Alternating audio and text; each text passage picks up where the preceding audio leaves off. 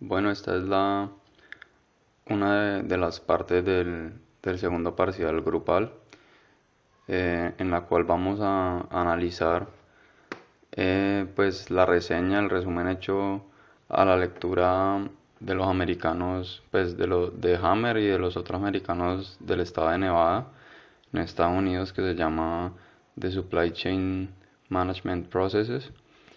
Entonces, pues para contextualizar, en términos generales, eh, los escritores, los autores, eh, explican el manejo de la cadena de suministros de una manera muy pragmática y lo hacen estableciendo pasos y secuencias de lo que una empresa en términos generales debería seguir para poder realizar un buen manejo de su cadena de suministros.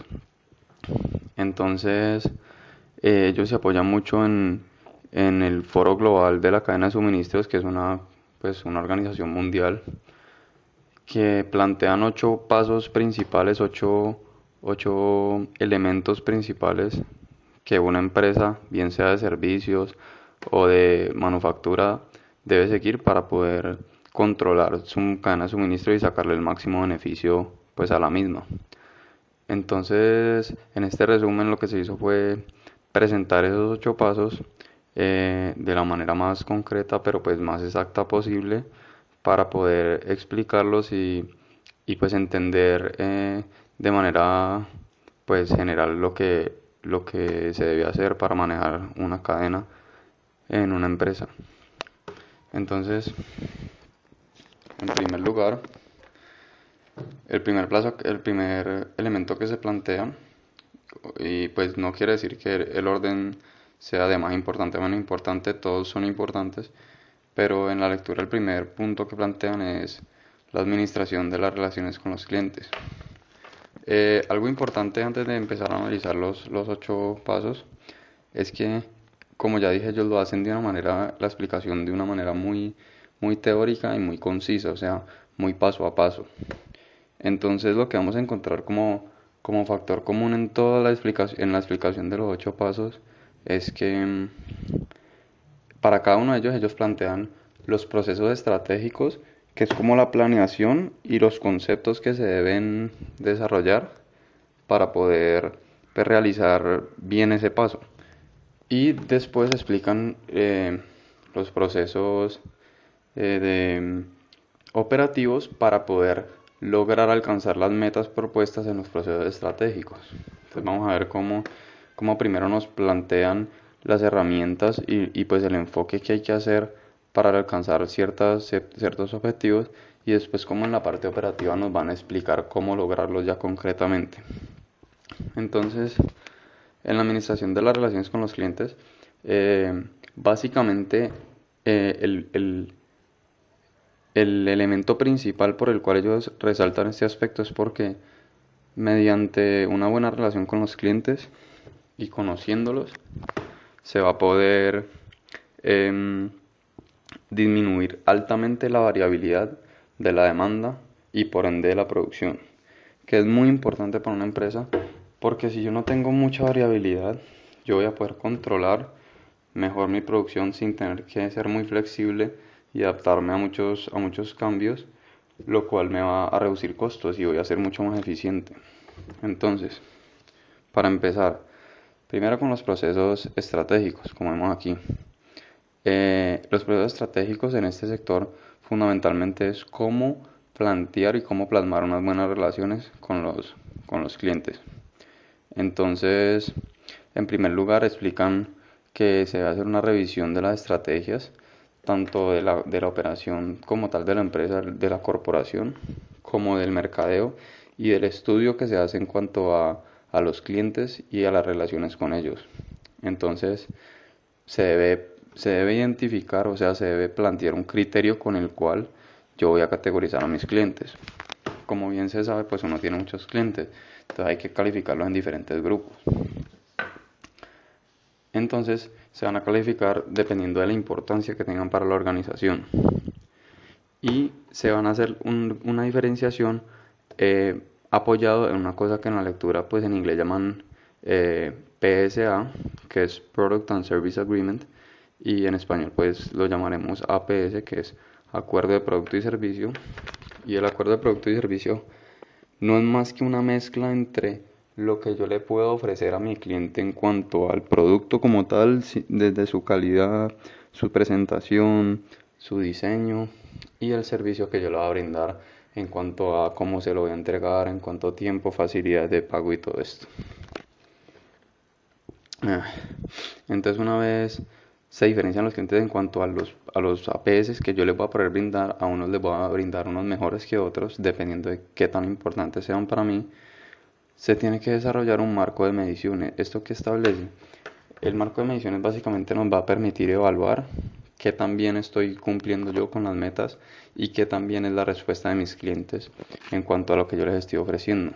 Esto es para desarrollar guías para poder mejorar los procesos tanto de APS como de servicio al cliente, y de esta manera voy a poder yo ofrecerles más a mis clientes y sacar más provecho de la información que ellos me den para yo poder pues incrementar mi funcionalidad y mi proactividad.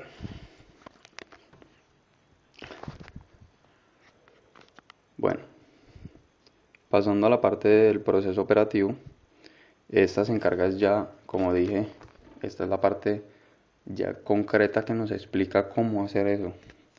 Entonces la parte de proceso operativo se encarga de implementar el APS y pues tiene varios pasos. La primera es la diferenciación de los clientes, que se van a segmentar, como se explicó en el proceso estratégico, por los beneficios que me trae y por los beneficios que yo puedo sacar de ellos. Segundo, es preparar unos equipos, un equipo de personal que va a manejar las cuentas o los segmentos de cada cliente. Es decir, va a estar asignado a cada cliente y va a estar encargado de, pues, de manejar la información y las relaciones con ellos. Este es el vínculo pues que tiene el cliente con la empresa y el vínculo que tenemos pues la empresa con el cliente. Después se hace la revisión interna de cuentas para poder identificar en qué cuentas existen oportunidades de mejora u oportunidades pues de cambio. Finalmente se va a desarrollar ya como tal el plan de APS, que va a ser plantear de manera concreta qué beneficios yo le voy a dar. Entonces, es decir, vea, usted tiene 30% de descuento si me lo compra ya, si me lo paga con un crédito a 12 meses, etcétera, etcétera. Yo le voy a dar la opción de tener un diseño de tantos colores diferentes, diferente al que le voy a dar a otro cliente, por ser usted un cliente prioritario, por ejemplo. Entonces ese es el primer punto, perdón. Pasando al segundo punto, que es la administración del servicio al cliente. Este parecería en términos generales que es muy parecido al anterior, pero esta solo se focaliza en la parte de la PS, en la S, por decirlo así, en el servicio. Entonces la parte del servicio al cliente, en la administración del servicio al cliente, si yo le doy un mejor servicio al cliente, el cliente va a estar más satisfecho, va a estar más contento conmigo, me va a proveer de mejor información y yo voy a poder tener un contacto más directo con él también para ayudarme a reducir pues mi variabilidad. Entonces, en la parte estratégica se realiza el APS enfocado a la parte con el servicio, como lo dije antes. Se desarrolla la estrategia del servicio al cliente y se desarrollan procedimientos de respuesta. ¿Esto qué quiere decir? Los procedimientos de respuesta son las consideraciones internas y externas que yo debo tener en cuenta para poderle servir a mi cliente en términos de servicio como fue pactado. Después se debe desarrollar la infraestructura. No quiere decir una infraestructura física, porque muchas veces, pues la mayoría de veces el servicio al cliente no requiere una infraestructura física, lo que requiere es una infraestructura operativa, operacional, es decir, personal capacitado para yo poder darle el beneficio que le estoy prometiendo. Y finalmente, otra cosa que se va a ver como común denominador en todos, que es el desarrollo de las mediciones y los indicadores para poder evaluar, porque la evaluación es una parte fundamental en cada uno de los pasos para poder ver si lo estoy haciendo bien y si efectivamente pues le estoy sacando el máximo provecho. Entonces, las mediciones me van a medir imperfecciones en el proceso del servicio, inconformidades por parte del cliente, etcétera.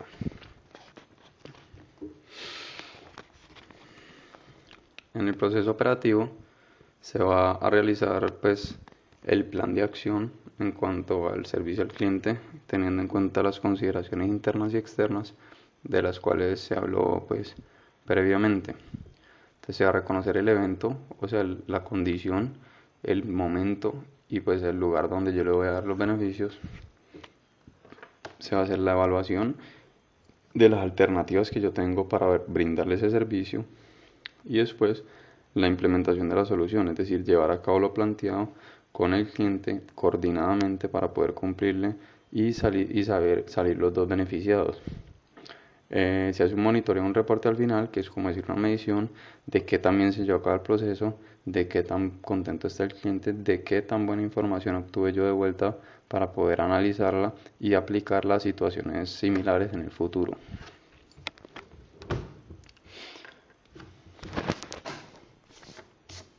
Seguimos con la administración de la demanda. La administración de la demanda es algo que en términos logísticos hemos tocado indirectamente y que por ejemplo en materias como planeación y control de la producción hemos visto pues muy evidente. La administración de la demanda es básicamente la manera en que yo pues planeo mi sistema, mi plan maestro de producción y mi plan de manufactura para poder relacionar mi capacidad con la demanda, que bien sabemos que es variable. Entonces es la manera en que yo me voy a adaptar de manera correcta a los cambios de la demanda sin salir afectado y sin que se me eleven mucho mis costos. Entonces en la parte estratégica de la administración de la demanda es la parte de la planeación y se compone pues de 5 aspectos fundamentales. Entonces se determina qué tan aproximados son los pronósticos que yo haga, porque dependiendo del enfoque y de cómo se hagan los pronósticos, van a tener un buen nivel de confianza o no. Es decir, si yo me baso en datos históricos, en ventas proyectadas o en promociones, en eventos anteriores, en periodicidad, etc. Después se debe planear el flujo de la información para asegurarse que llegue a los lugares en donde se necesita y justo en el momento que se necesita, porque no siempre la información de cuántas cosas se requieren y para qué momento las requiero debe llegar a producción, también debe llegar a mercadeo, debe llegar a ventas, debe llegar a compras en caso de que no haya materia prima, para ello saber y poder que todo funcione armónicamente y poder cumplirle de manera pues acertada a nuestro cliente.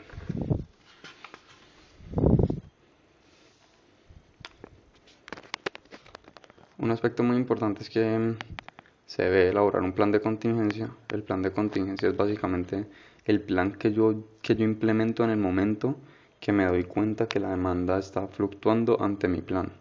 Es decir, si yo tengo planeado que voy a vender 20 unidades y estaba seguro de que iba a vender 20 unidades, pues según mis pronósticos, y yo estoy haciendo 20 unidades y no tengo inventario, por ejemplo.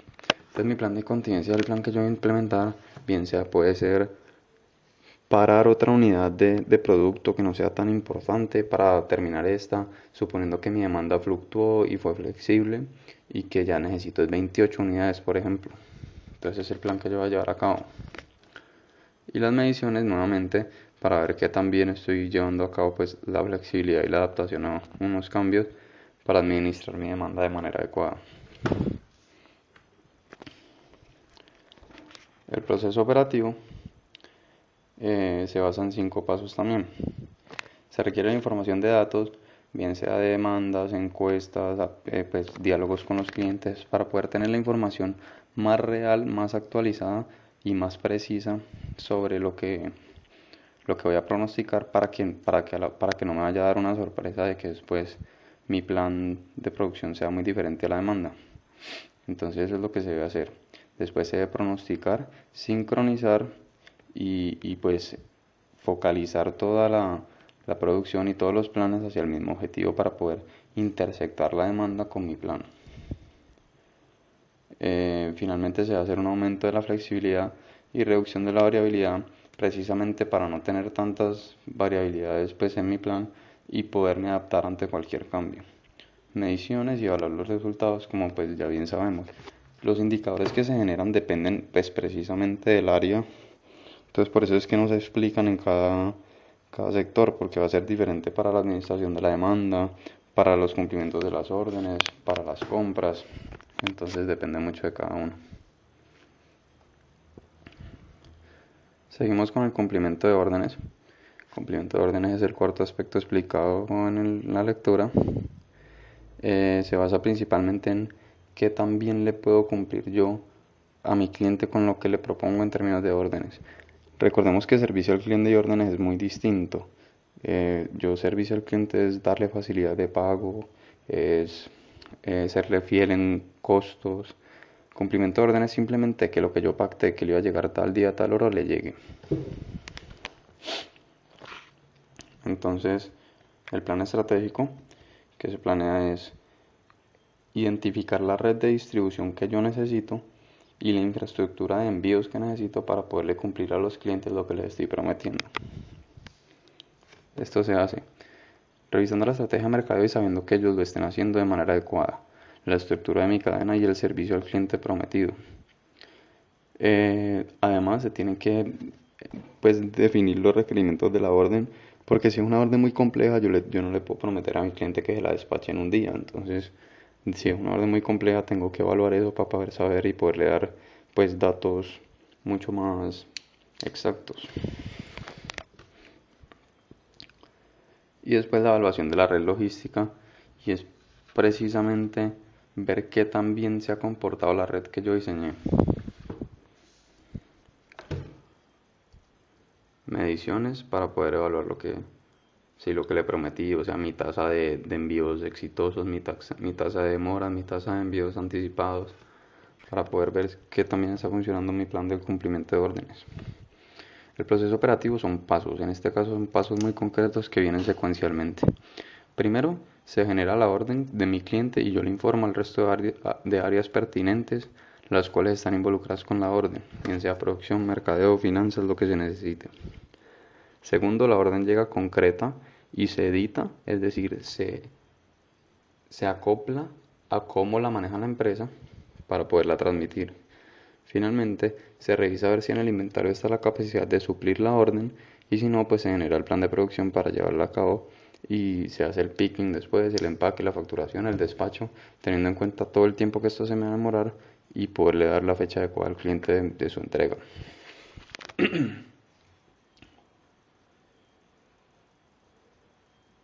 Bueno, entonces seguimos con el quinto aspecto, que es la administración del flujo de producción. La administración del flujo de producción establece de manera más en términos de operaciones y más en términos del área de manufactura lo he explicado en la planeación de la demanda, la administración de la demanda. Entonces, cómo yo voy a disminuir mi variabilidad y aumentar mi flexibilidad para adaptarme a eventos esporádicos.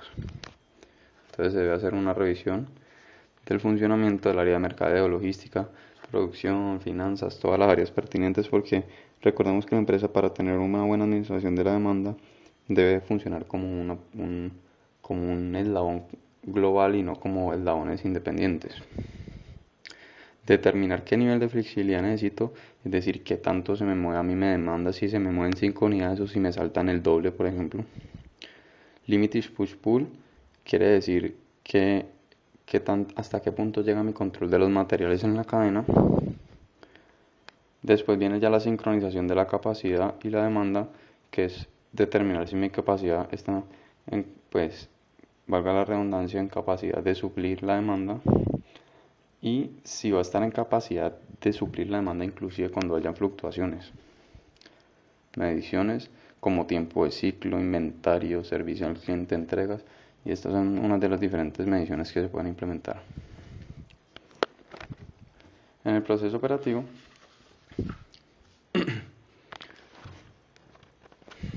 encontramos ya la velocidad y la ruta del producto, es decir, cómo se va a mover dentro de la empresa para hacerlo más eficiente, la definición del plan maestro, la planeación de las materias primas, que es el plan de regimiento de producción, nuevamente la sincronización y la capacidad de la demanda y si ésta puede adaptarse, y las mediciones pertinentes.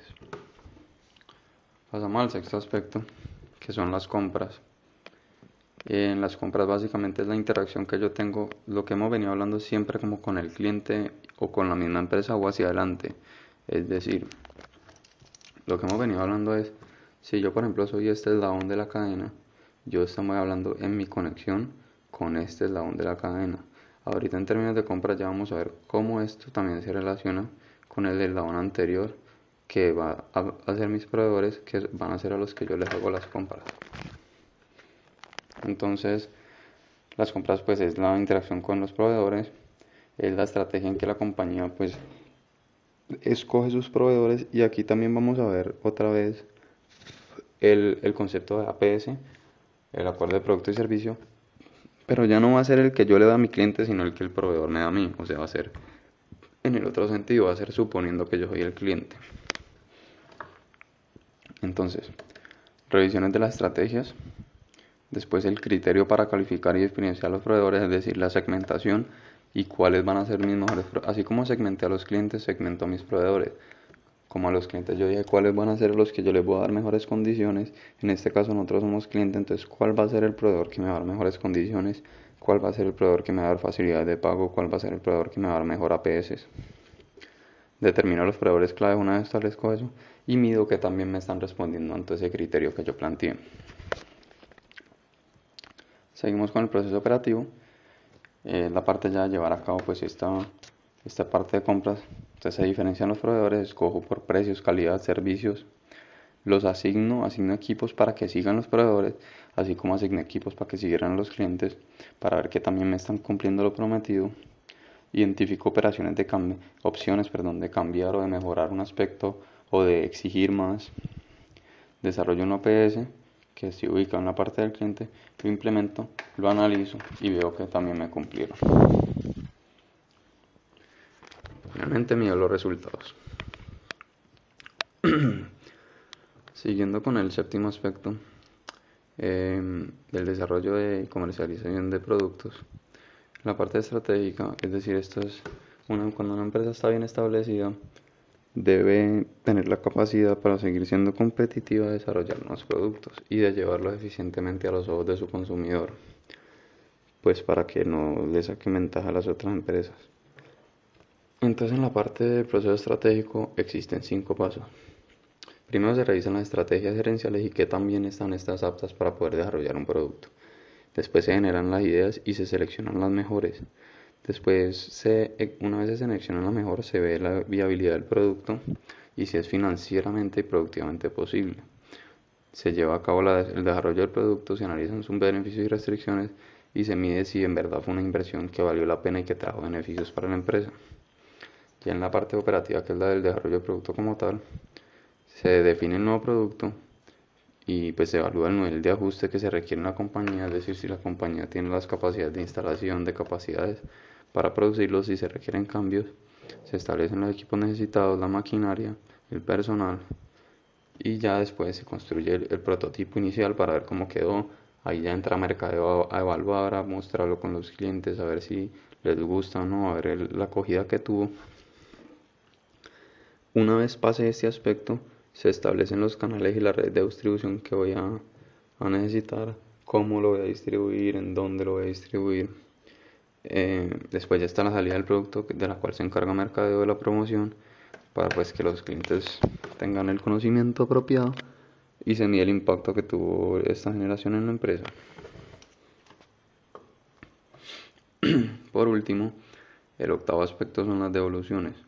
Las devoluciones son importantísimas en una empresa, así parezca que es algo malo y parezca que cuando a mí me devuelven es porque o le mandé mal o al cliente no le gustó o llegó defectuoso, y eso es verdad, pero son importantísimas porque me dan ventajas competitivas con respecto a la competencia. Ahorita les voy a explicar por qué. El proceso estratégico de las devoluciones es, primero que todo, pues que se cumplan aspectos legales y ambientales, que no se viole ninguna norma a la hora de hacer las devoluciones. Segundo, se debe desarrollar la red de las devoluciones y pues los medios y las condiciones en las que voy a recibir las devoluciones, porque no todo puede ser visto como una oportunidad de devolución para un cliente, porque ahí también nos pueden sacar ventaja de hacernos los vivos a nosotros. Las reglas de crédito una vez se establezca que la devolución pues sí fue por culpa mía, y las mediciones y los indicadores que me miden pues el grado de devoluciones que yo tengo. Entonces, ¿por qué decía que puede brindar ventajas competitivas?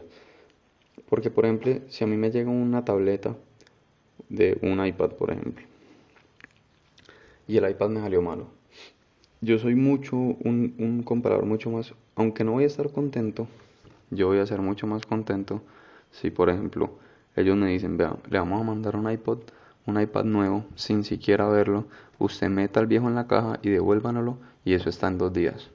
Aunque yo ya no voy a estar igual de feliz que apenas lo compré porque pues me salió malo, voy a ser mucho más feliz que si me dicen, vea, mándelo usted, vaya a una oficina, consígase usted la caja, mándelo, nosotros lo revisamos, si está malo, se lo arreglamos y se lo devolvemos en una semana.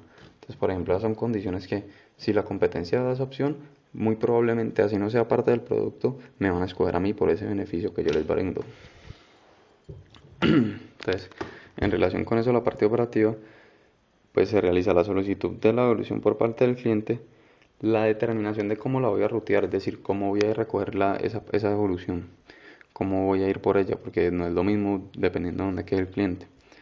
La recibo, la evalúo, veo si efectivamente estuvo bien, veo la causa, si fue mi error, si fue el cliente. Le doy opción al consumidor, como dije ahora, como por ejemplo, vea, yo se la arreglo, vea, se la repongo, vea, le devuelvo la plata, lo que usted desee. Y analizo las mediciones para ver pues qué tan bien está funcionando mi empresa, porque si es problema de calidad, pues digamos ya hay que hablar con producción. Puede ser que una máquina está mal calibrada, etcétera. Entonces, para cerrar, es importante ver que estos 8 pasos son una manera pues muy teórica de ver la cadena de suministros, y es importante ver cómo coinciden los diferentes autores de las diferentes lecturas, aunque este solo sea el análisis de una, que hoy en día la empresa no me puede ver como un sector independiente, como un eslabón independiente, sino que entre más cercano sea la relación con los proveedores y con los clientes, mejores beneficios va a haber para todos. Antes se creía que entre yo menos relación tuviera con mis proveedores, digamos, me les podía hacer los vivos y sacarles ventaja, iba a tener mayores beneficios, pero está demostrado desde un tiempo para acá que eso no es así. Entonces es muy importante ver cómo trabajar en equipo, si se puede llamar así, dentro de la cadena de suministro, es la manera más beneficiosa de sacar ventaja competitiva, y que la cadena de suministros es hoy en día o sea, manejar la cadena de suministros de una manera adecuada en un mundo tan globalizado es lo que más ventaja me puede dar con respecto a mis competidores.